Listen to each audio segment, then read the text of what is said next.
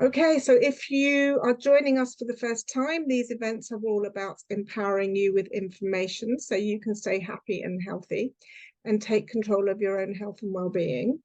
And when I say well-being, I mean emotional, mental, and physical and spiritual health.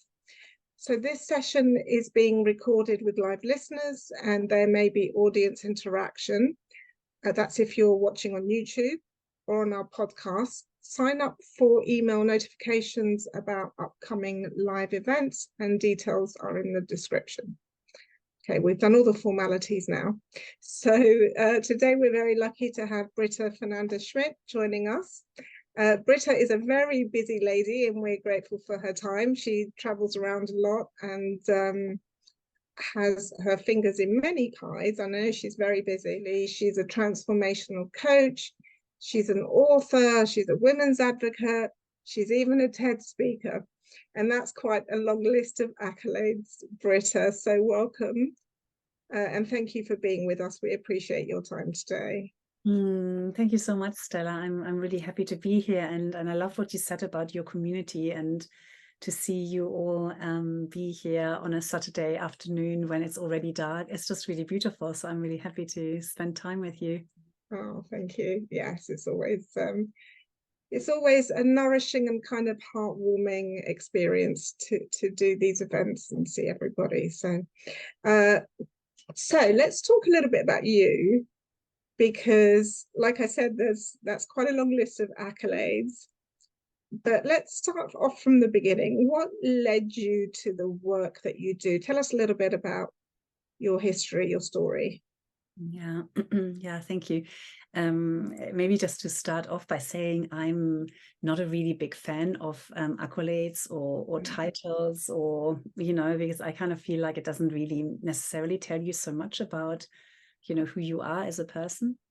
And so for me, when I introduce myself, I talk more about what I'm really passionate about and what has like lit the fire in my belly for most of my life. And that's really working with women. And I remember when I was quite young, my parents, we were living in Germany, and they were teachers, and they decided to move to Venezuela to teach at the German school in Caracas. And that really, I was 14 when we moved there, and it really changed my life because it exposed me to a culture and a way of being that I wasn't familiar with, and it allowed me to really see inequality, and then also very quickly notice how women are really disproportionately affected by extreme poverty and by discrimination and violence. And that ignited the fire in my belly. And so that then really guided me. It was a strong fire. So even though there was a lot of fear and a lot of there was a lot of resistance inside of me and also outside. What will I do now? How can I stand up for women? How can I create change in a world that is inherently, particularly in the developing world, inherently unequal? So there was a lot of fear and a lot of obstacles, but the fire was really strong, and it really kind of guided me. And so I ended up studying women's studies 30 years ago, which was very unconventional at the time, and really, yeah, and then really found my path working for non-governmental organizations supporting women in countries affected by extreme poverty and conflict. And most recently set up an organization called Women for Women International in the UK.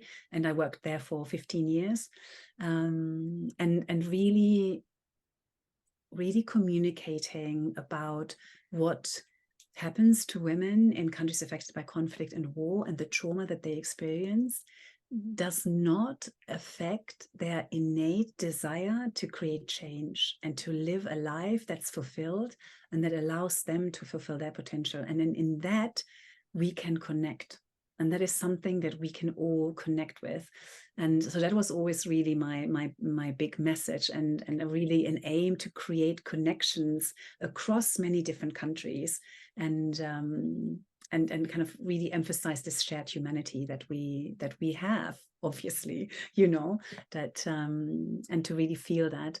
And then, but one of the things, Stella, that I always experienced when I was traveling to the countries, you know, like Iraq or Rwanda or Congo, and I met the women and I attended the training programs that were all managed by local trainers, I would always find myself looking at the trainers and thinking, that's what I want to do. You know, that's what I want to work directly with women. You know, I want to, you know, I want to be talking about it or raising money for it. I want to do, you know, I want to have a direct impact. And that really then, you know, led to me writing a book where I wanted to share what I had learned through my work. And it's called Fierce to Fierce. And about 3 years ago that came out. And then I decided to leave my job. And this was also very much to do with my own personal development, where I got to a point where even though I loved my job and I loved the organization, I felt there was something more that I wanted to do, and that I wanted to be brave, and I wanted to try something different, you know, and leave my job that I'd done for many years and set up my own thing and follow my dream and create my own training program and you know, work directly with women like I always wanted to do. And I was super scared, and you know, and I did it anyway, and that really led me to where I am now, where I have my own business, and I've developed my own training program. It's called Step Into Your Power, and I've been running that for 2 years now. And I also run it in companies and for, you know, for other clients. And I also have one-on-one clients who work with me, always women who are in a place where they feel they want to make a change. There's something more in them that is just nagging and is wanting to come out. And because I know that very well, and I also know the obstacles, I love doing that work. So that's me. And I'm also working on other projects like writing a book, and obviously working with you on my first retreat, which is happening next year. Yeah, very exciting. It's interesting listening to you. From the age of 14, you very clearly knew what ignited the passion in you and what you wanted to do.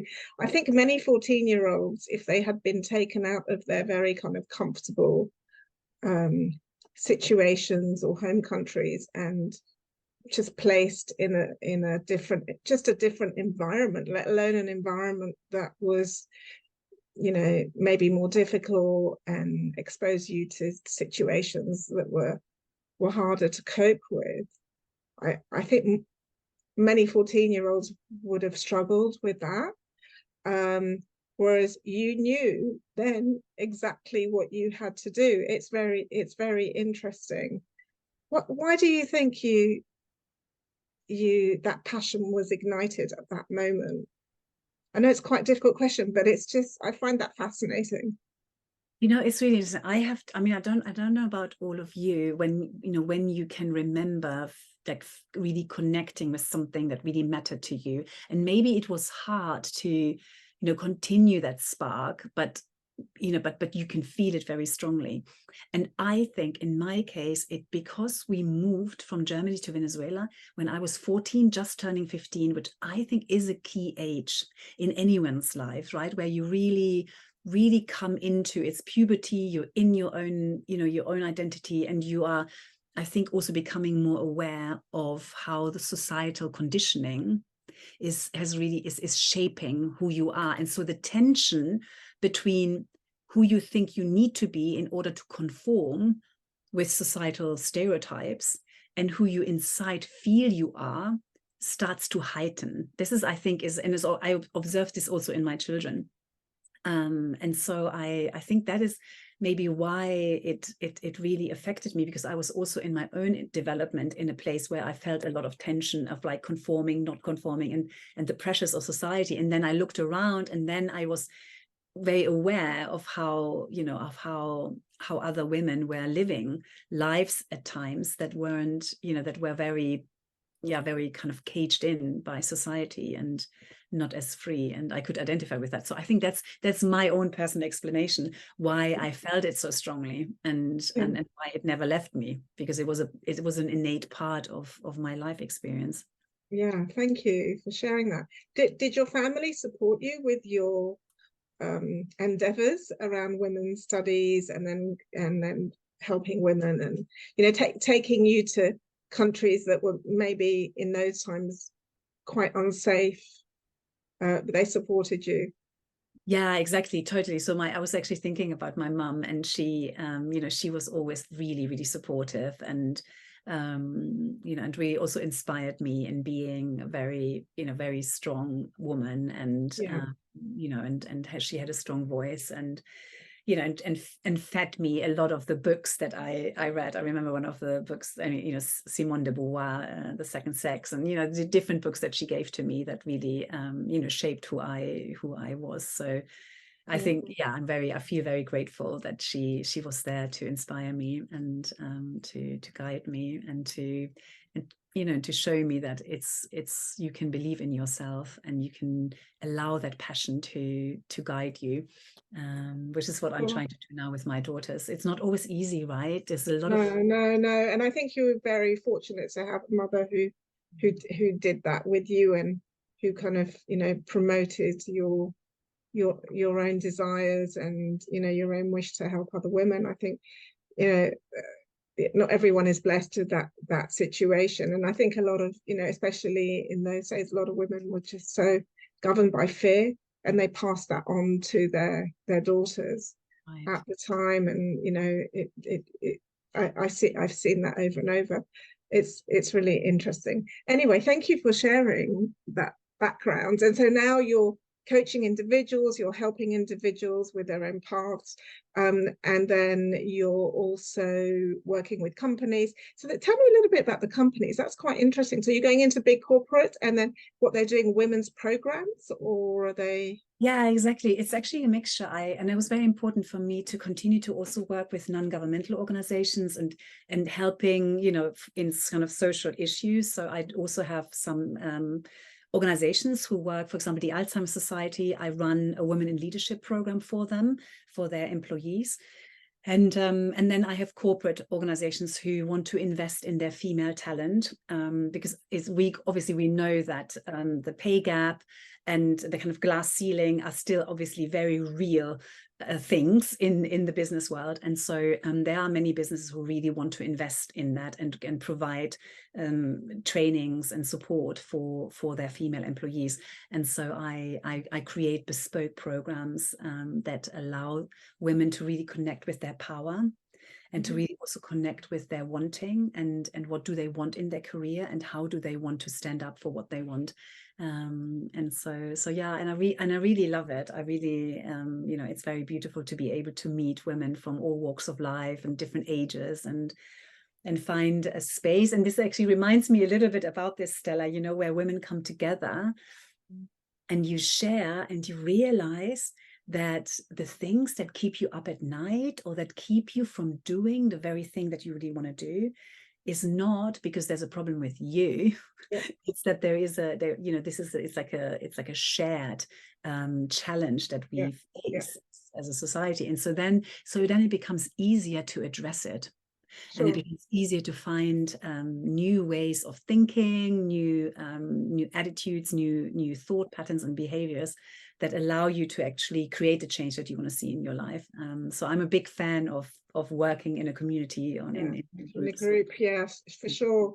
And I think so many people think their issues are just so unique to them until they come to a community, as you say, or a sharing environment, where, I mean, I've had that myself many times. There was one time when I was on a scheme for small business owners or founders, I guess, and I was sharing in groups with my peers, and what I had considered my inadequacies at the time, like, oh, I'm not good enough at this, and I'm not good enough at that, and I failed at this, and whatever.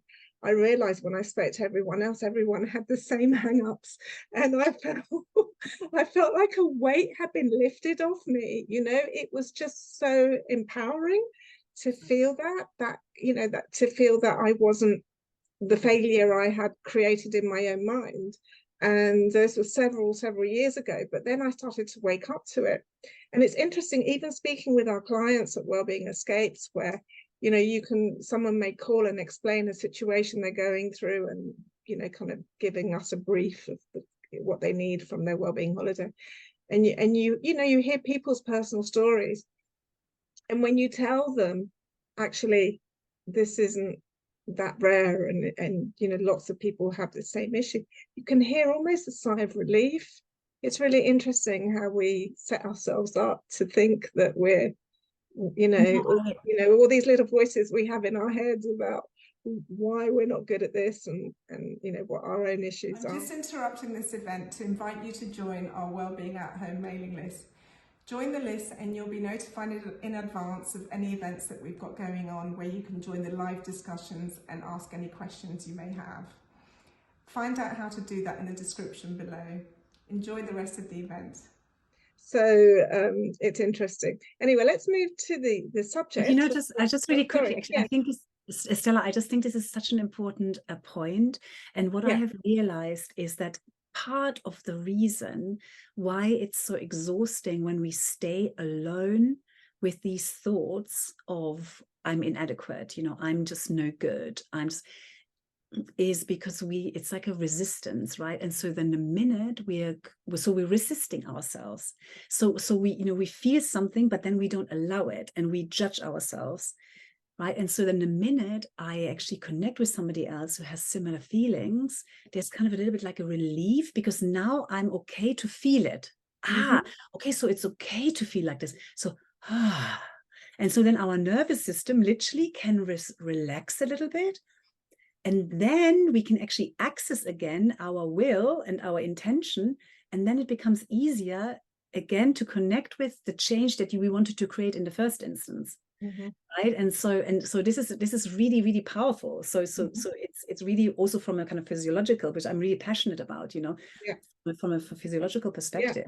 Yeah. And I think, you know, we've talked about that a lot over the Wellbeing at Home years, about how we're just, you know, physically we're holistic beings, and our mental state, our emotional state affects our physical health. And you're absolutely right about the nervous system, because we're in this fight or flight alert all the time if we're feeling like that. And then when you can relax and realize it's not just you, and you know, the stories you've told yourself aren't particularly correct, you're absolutely right. Your nervous system just releases, really, and you can let go.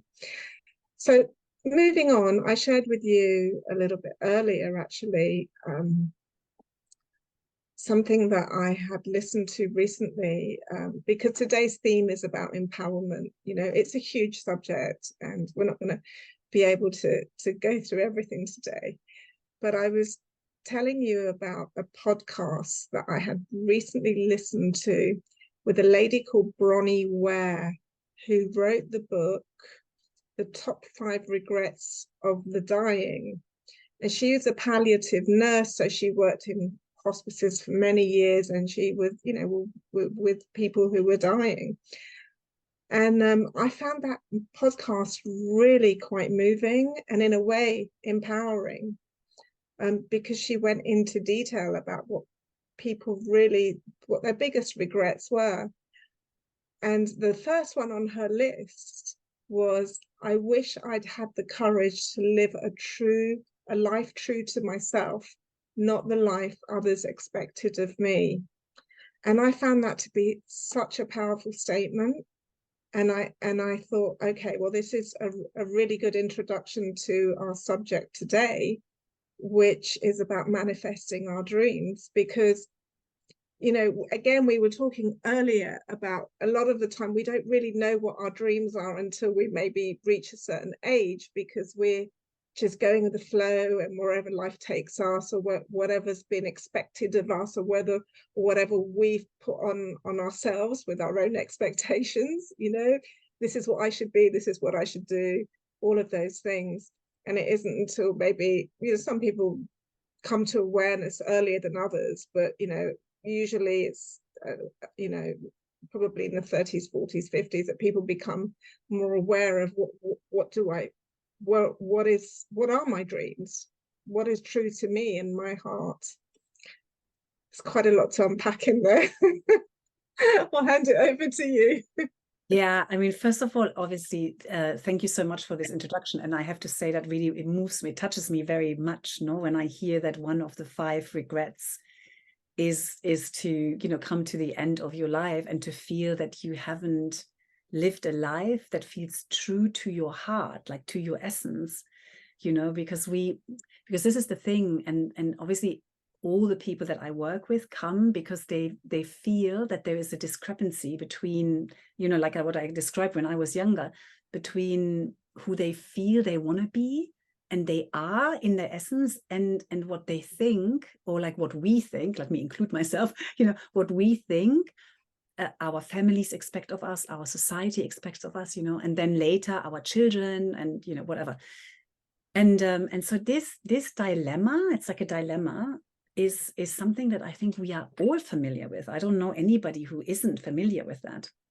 And for women in particular, you know, we are socialized, and still, I mean, you know, most women I know have been socialized to prioritize others, right? So to really kind of know, like really know, how is everyone around me?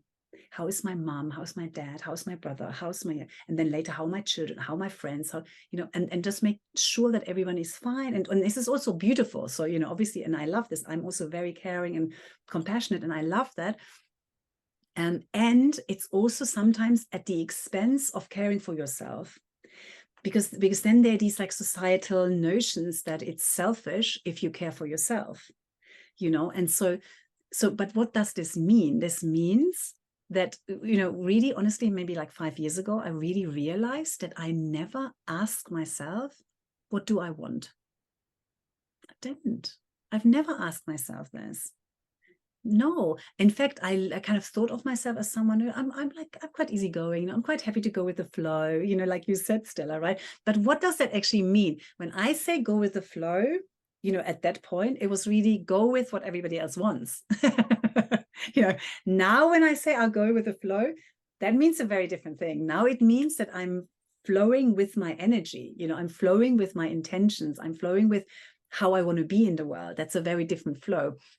And so the first thing that I always realize with my clients and that I always say is that the first step is to actually ask yourself, what do you want? You know, and then to be super kind to yourself, right? Because if you're anything like me, you'll sit there and you're like, I have no idea. Yeah. I mean, that's a big question, isn't it? Because how do people really know what it's such, especially if you've lived for others or for what your expectations were over the years. It's a tough one. So it's a tough one. And so this is what happened to me. As I say, well, what do you want? And then it was really like a little bit of a panic. Oh my God, I don't know what I want. And then immediately comes the voice, it's like, you're so pathetic. You don't even know what you want. I mean, seriously, you know. And so then on top of this, like I put myself down and so this is kind of what we, you know, this is what will happen. And so then to create a little bit more space and to just say, you know what, it's okay. And then the next question that I always ask is, well, do you want to know what you want? And then I can say yes. Because I definitely know that. I know that I want to know what I want. And so then, you know, and then this is the starting point. Now, and then gradually. Can I just stop you there? Because that's very powerful what you just said. And I've never heard anyone say that before.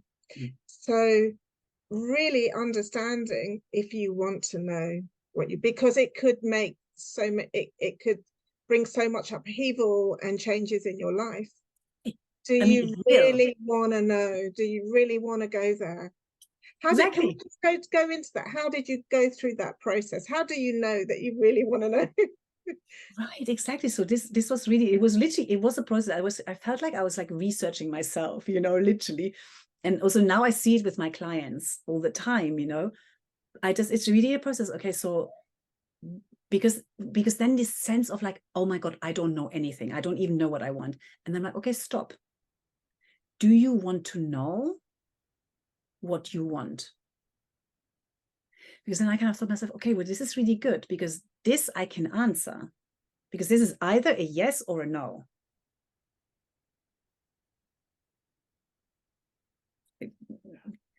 I mean, you know, I don't know how you all feel this right now when I say this. You can maybe feel into it. For me, I had a very clear yes. Even though I could also feel fear. Yeah. Yeah. Yeah, exactly, Rosie. Exactly, Rosie. Exactly. Because it could be very uncomfortable, and as you say, turn your life upside down, which is so scary. If you've got to a point of like kind of leading a comfortable life and it's easy, it becomes normal. But it's a really good, you know, that it's okay, but it's can I just ask that it's okay to say no, I don't really want to know. Right? Oh, totally. Yeah. I mean, exactly, because it's kind of like what we've been doing in, you know, in unconsciously, semi-consciously, you know. I don't even want to ask myself, because, you know, this is just but what I believe is when we get to the point where we become aware that we don't know what we want, it's probably because we're ready to ask ourselves this question. Well, do you want to? Do you want to find out what you want? And then obviously, you know, you get to answer. And this is what I always say. Ultimately, and this is for me the most empowering, right? So I talk about empowerment because I believe that the power is already in you, and it always has been. And so for me, it's all about you get to decide. So if you decide that you don't want to know, that's your power. You know, but then it's a conscious decision. And so this is no longer that somebody else is deciding for you, or that you're too scared, or, you know, you're saying, no, actually, you know, I don't want to look at that right now. No. So, you know, so it's not out of fear. I mean, it's not, you know, it's not an unconscious where Yes, it's not a conditioned, unconscious decision. Exactly. It's because a lot of the time we're conditioned, Exactly. and nobody really tells us. No one's really taught us to sit and ask ourselves what we want. I mean, Well, exactly. That's right. You kind of just, like you say, go with the flow, but not your flow. Exactly. And it's very powerful. So, how do you suggest people do this? Do you suggest that you take you know, I don't know, you sit in a room on your own with a cup of tea and just scribble down ideas? Or, I mean, what is the process? Yeah, exactly. I mean, first of all, it is a process. That's like the most important thing that I just want to say, because I just immediately, I feel like the impulse to like relax our nervous system and not create that. There's no right way, you know, and there's also no timetable. You know, it's a process, and it's one, and this is why I said earlier, you know, it's one that for me, in my experience, requires a lot of love and gentleness and care, you know, so that you can feel that you're supporting yourself, you know, because so this is what I did, you know, when I realized I don't know what I want, but then I realized that I would really like to find out. I kind of said to myself, you know what, Brita, however long it takes, like, and literally as if I'm talking to myself, I'm like, I'm just going to be here, and when the time is right, we'll figure it out. We'll figure it out. We will know, you know, when there is something that you want. And then once we do, then we'll acknowledge that, and then we'll see how we get there, you know. But there is no rush, and there's no judging, and there's no like, come on, you know, do you know it yet? Come on, do you know it yet? You know. And you know, and literally, I mean, over the last couple of years, that's exactly what I've been doing, and I still do it. Because obviously there are many moments when I don't really know what to do. We all have these moments. I mean, I think you're incredibly brave to leave a organization that you set up, Women to Women, and which is doing great work, and then you just stepped away from it completely and started again from scratch. So that takes a lot of courage. How long did it take you to work out that you wanted to do that? Yeah, it takes a lot of courage, because also, what happens, because we all have an ego, right? This kind of egoic voice that is also there to keep you safe. And that voice was up in arms, it was like, you can't leave that job. Are you crazy? This is so good. You've got your salary, you've got your security, you've got your pension, well, you can't just leave all of this. I still had children at a time who needed, I still need my financial support. And so it really requires a lot of sitting with that voice and acknowledging it, and then tuning in this other voice, this deep, what I call my fears, my power, that was just telling me what I wanted, which was to work directly with women, and to, also to work in the UK and in Europe, and, to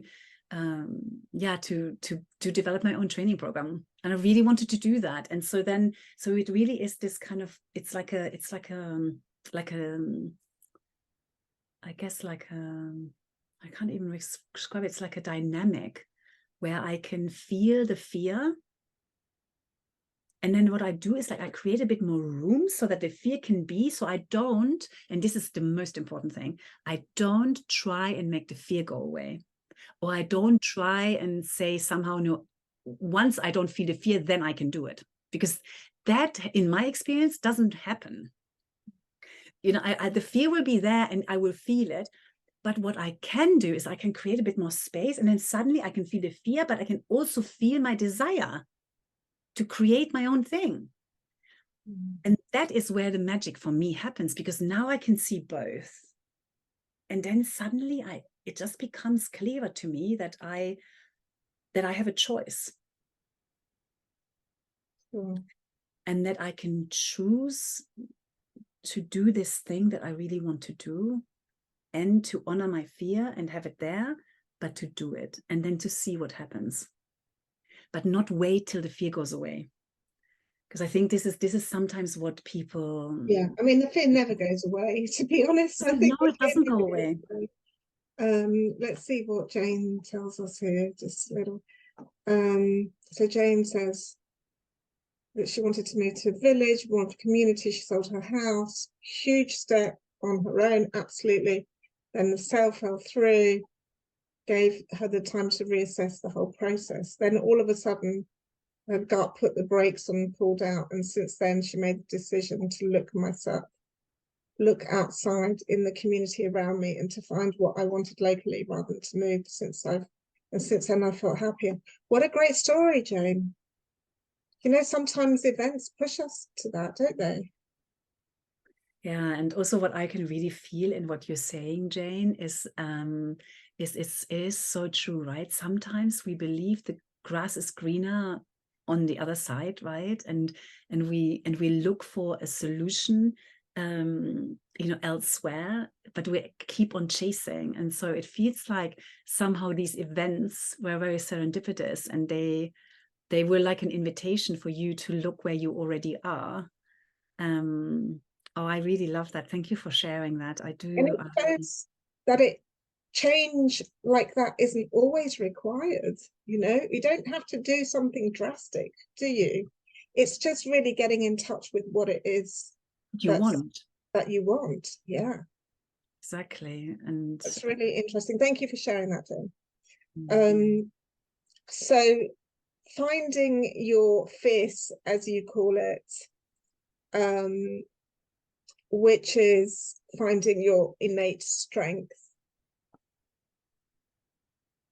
How do you do that? Because some people can come across as stronger and more willful than others, you meet those people and they're just doers, and they just make things happen, and they must feel the fear as well. I'm sure we've determined that I think everybody feels the fear. I don't think it's unique to any one individual, but there's something about these people that just allows them to push forward with whatever changes they want to make, or whatever it is they want to do. But before we get into that, I also want to share a conversation Brita and I had because Brita coaches all different types of people, and she coaches CEOs of big organizations. And we were talking about, you know, how some of us look at these CEOs, these big corporates, and think, wow, they've got it really together. They've been really successful. They've managed to have everything they want in life. But maybe they haven't, because maybe they've gone down a path which isn't really what they want, which isn't in their heart, which isn't really manifesting their dreams. Maybe they've manifested someone else's dreams, or manifested the expectations of their dreams, you know. So it's really complex. It's interesting. Yeah, exactly. Do you know what I find so interesting? And I do this, and I think we all do this, but I try and become very aware of it when you know, if I put somebody on a pedestal, or if I make assumptions about somebody, it's most of the time what I do is I create a separation between me and the other person. Because immediately I think, oh, they clearly have it all together, whilst I don't, or they are really successful and I'm not. And this is like, I think this is honestly is like a wound that we all carry in us. You know, this sense that we don't belong, that we're not part of a community. You know, that we are. And for me, I'm very passionate, and this is actually what I did like from early on. You know, that where I felt this desire to show you that women in Afghanistan are more like us than not, because this othering is I believe is at the heart of a lot of the problems we have, right? And conflicts and war and poverty and so on. And so we all do it all the time. You know, but when we look at somebody and say, oh, a CEO clearly doesn't feel fear, right? It's just like, you know, I mean, and the minute you stop and you think about it, then you're like, wow, clearly they are also human beings. And fear is a human emotion, you know, and I mean, they're not robots. So clearly they will feel fear. And, you know, and so then it really is about, it's not actually relevant what their job title is. It just isn't relevant. You know, it's much more relevant, you know, to feel their heart and to feel how they engage with the level of responsibility maybe they have.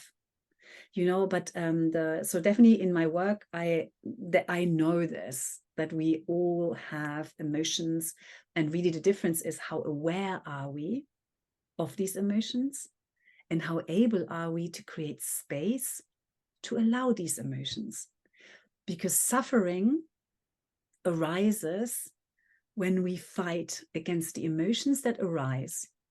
Because I mean, you know, when fear arises. And so I have a choice. I can be like, oh, I wish I wasn't scared. Why am I scared? I'm always scared. This is awful. This is awful. This is awful. Right. And so then the fear stays. And on top of this, now I'm frustrated and I'm anxious, and it all just like, right.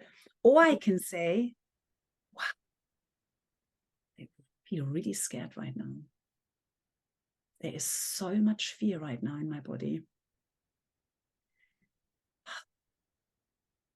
And then, because you allow the emotion, it actually doesn't stay around. So this is this beautiful, you know, statistic that on average, an emotion, energy in motion, takes about 1.5 minutes to move through your body, if you allow it. But if you don't, you create like a resistance, and then the emotion gets stuck. So actually it stays. You know, it's fascinating. But when you say, oh, I feel fear, and I'm sure you know this, right? Because sometimes you can go from like, suddenly you feel fear, and then you feel sad, and then you're suddenly angry, and then you're suddenly smiling. And, you know, if you allow emotions to flow, then you will see they change.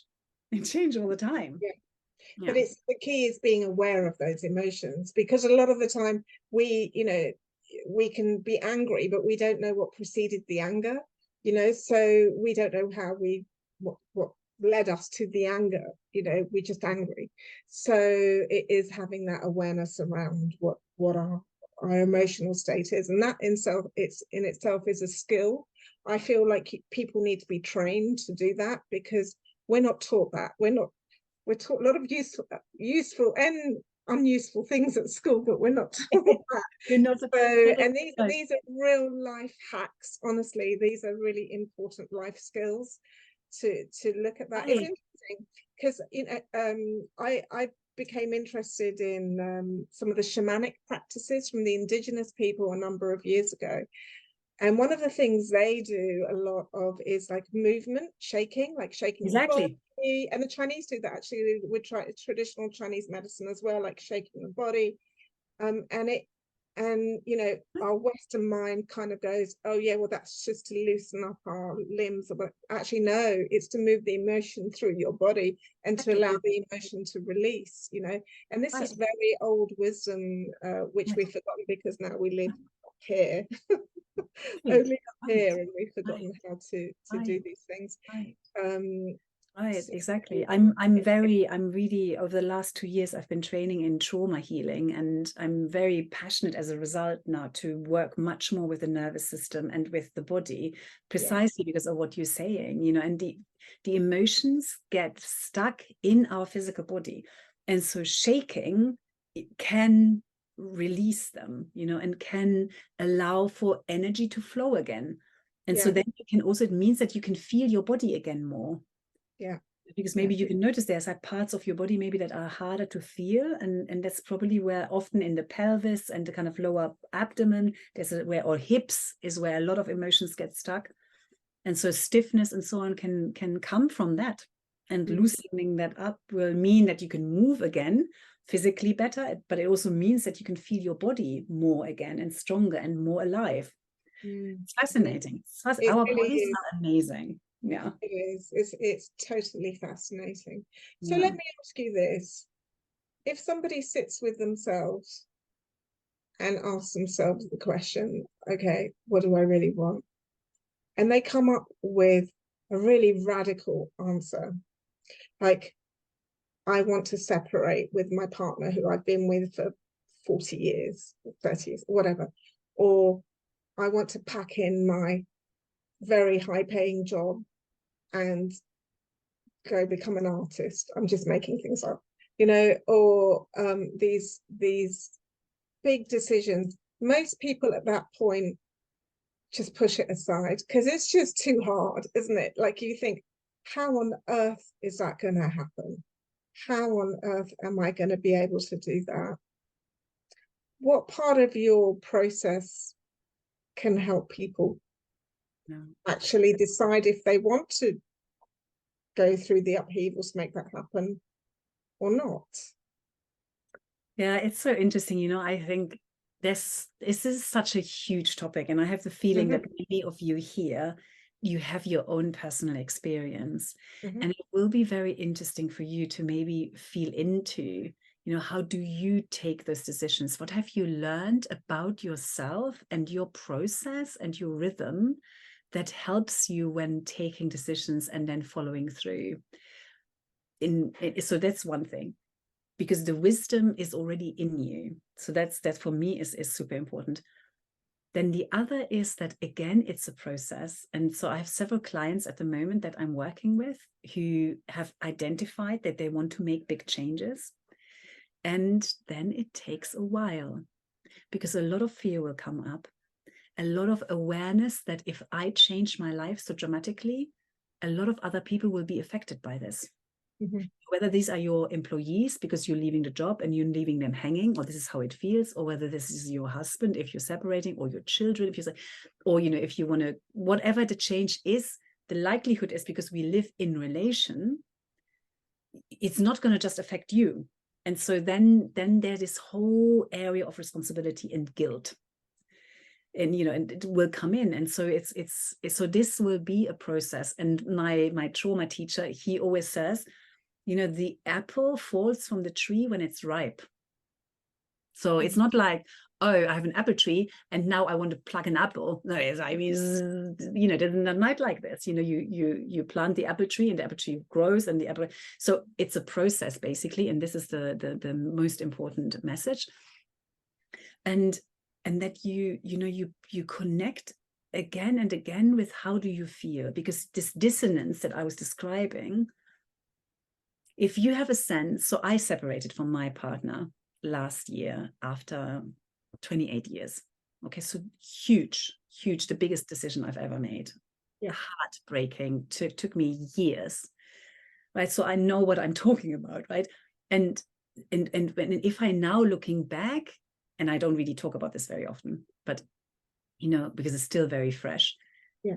But I look back and what I would connect with, I would connect with a lot of pain of not feeling that I could really be me authentically, and that I couldn't create a change in the relationship, and also feeling a lot of love and loyalty and a desperate desire for it to be other than what it was, right? And so it would always be this back and forth and one point, the apple, which in this case is the feeling that this is not working and I cannot be myself and I need to be myself, just ripened. And at one point it was ripe and it fell, right? But it didn't mean that the sadness, and the utter heartbreak, it wasn't there. It's just the apple was ripe. And my calling, because I firmly believe that each one of us, we have our own life to live. And we will meet people, and they're gifts in our lives to help us be the person that we're meant to be. And sometimes it then means that when that is fulfilled, you move on and other people will come into your life. And that these challenges are there to grow, for us to grow. Like diamonds are cut in the rough. They are, this is how this is what helps me, obviously, to go through those very, very hard decisions. And it's not a like, I mean, maybe some people do, I don't know, maybe some people wake up in one morning and they say, this is it, I'm walking out, and they walk out. I don't know, but this is kind of where maybe you look from the outside and it looks like that. It looks like that, but I think we don't know. Process. It's usually a process, isn't it? Right. It's really interesting because it comes back to Bonnie Ware's, regrets of the dying. Live a life that's true to you. Live a life that's, and that's what most people regret on their deathbeds. I didn't live a life that was true to me. It's really just very poignant. Thank you for sharing that, Brita. It's deeply personal. I appreciate you sharing that with us here, because it's interesting when you speak from experience, having gone through that process. I mean, it's that decision would be different for everyone. It's not necessarily about a partner, or so it could be something else, but it's a big decision. It's a big decision, and it took you a while to get there, and working through your process. Let's switch it because I'm aware of time, so it's 10 to 6. Let's talk about your retreat, because I'm very excited about your retreat. I am too. I've got to say, we, as Wellbeing Escapes, we do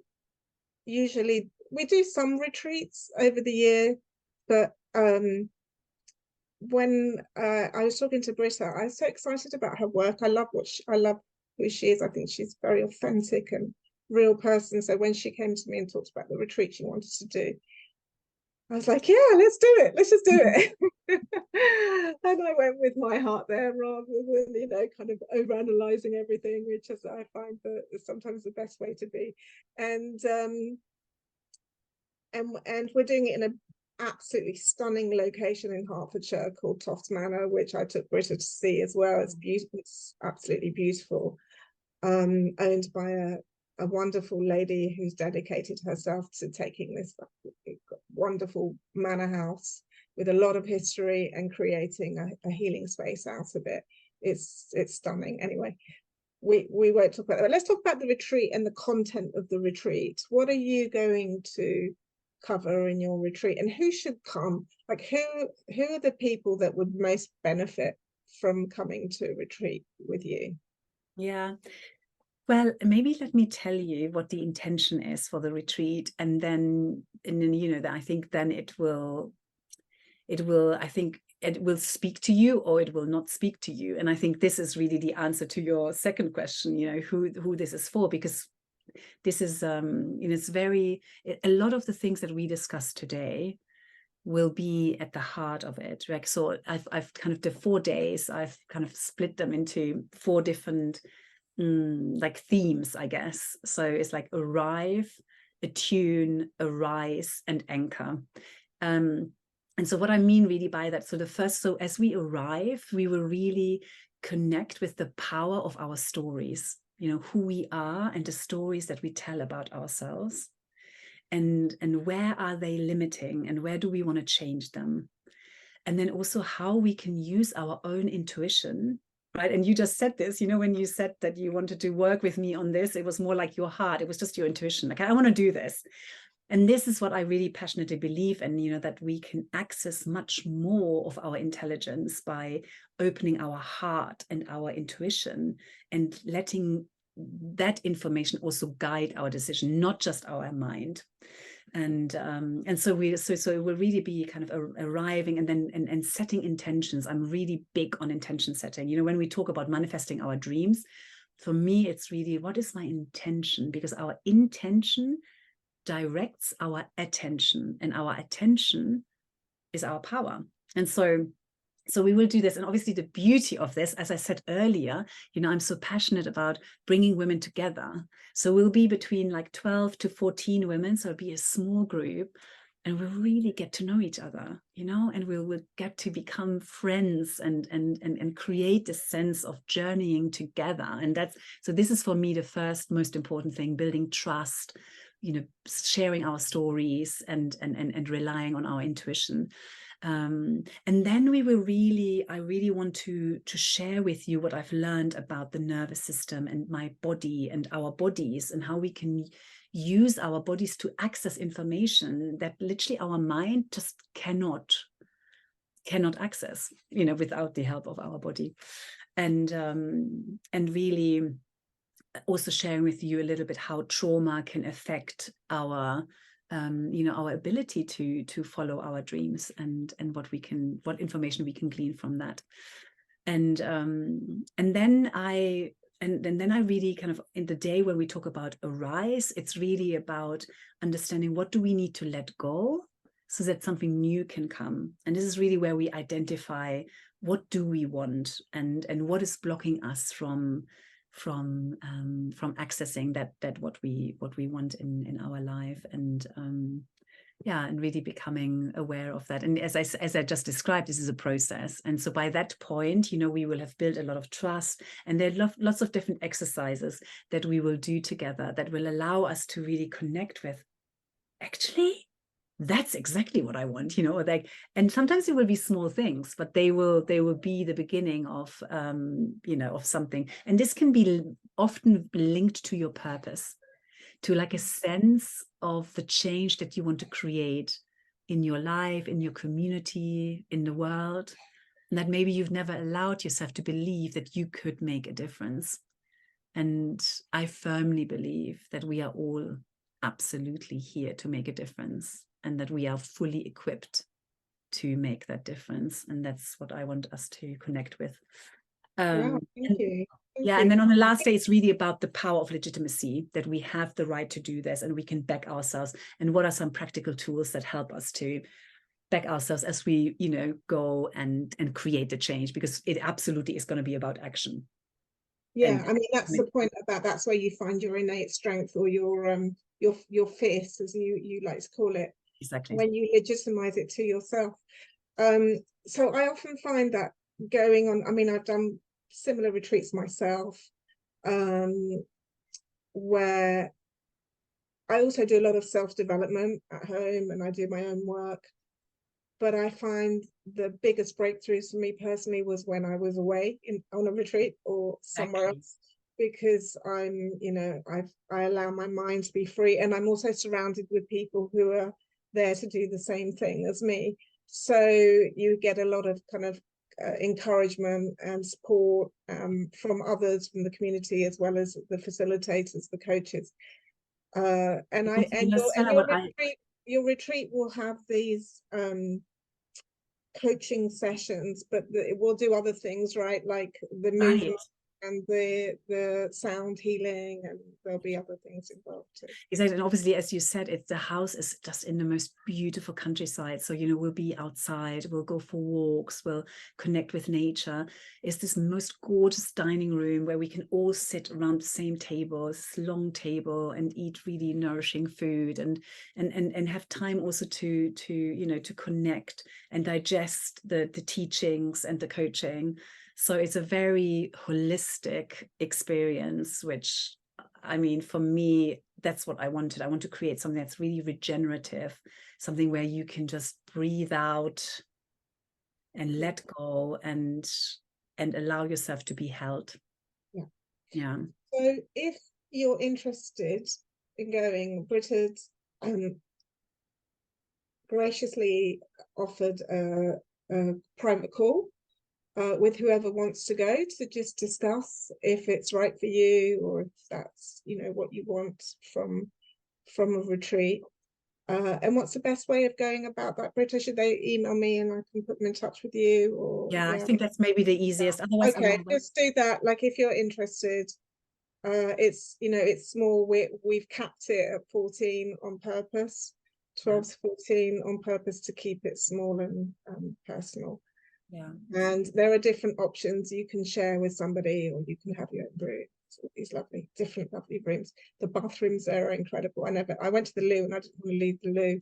That's a different story, because of the way each room has like a different theme, right? She's done it with so much love. Yeah, there's so much love in that color scheme, a different. It's just, they were all waiting for me to emerge from the loo, and I was too busy like enjoying the environment with the wallpaper and just a little aside, show you how weird I am. So anyway, thank you so much. If anyone wants to email me, stella@wellbeingescapes.com, easy to contact me, and we can arrange a call with Brita. And thank you so much for coming along on this Saturday evening, dark and wintry Saturday evening. Brita, thank you for bringing your ray of light and sunshine to us on an evening of kind of dark and dreary evening. I always find you very uplifting and open-hearted, so it's really nice to share your energy with us this evening. And I hope people have found it useful, just generally, whether you want to go to retreat or not. Hopefully, generally, it's given you some encouragement. Brita's book is also called Fears to Fierce, which I have. It's very good. So you can order that Amazon or wherever if you would like. And yes, thank you all. Yeah, thank you so much. Yeah, thank you, Brita. It's really lovely.